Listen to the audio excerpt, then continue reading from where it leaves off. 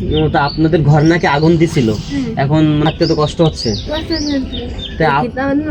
তাই গায়ে দিতেছি, বালিশ কিতা কিছু ছিল বালিশ গায়ে দিছি। ও, তা আপনাদের ছেলের যে অবস্থা, তো এ তো আপনার ডাক্তার কি বলছে যে ভালো? ডাক্তারও কয় ভালো হবে না। আসসালামু আলাইকুম। আমরা আপনাদেরকে অ্যানাউন্সমেন্ট করছিলাম যে একটা প্রতিবন্ধী বাচ্চাদের ঘরের অবস্থা খুবই বাজে। এই তীব্র শীতে তারা যে এইভাবে আছে, তা আমাদের খুব খারাপ লাগছিল যখন আমরা দেখছিলাম প্রথমে এসে।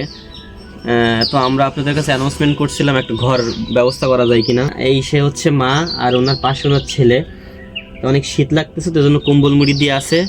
তো আমরা তাদের সাথে এসে একটু কথা বললাম যে ওনাদের আসলে অবস্থা অনেক করুণ। তো আমরা ইনশাল্লাহ উদ্যোগ নিয়েছি যে তাদের একটা ঘর এবং 1 মাসের বাজার করে দিব।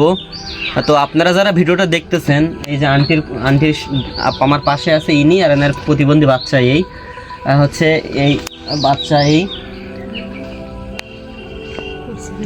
যারা ভিডিওটা দেখতেছেন লাইক কমেন্ট এবং শেয়ার করবেন।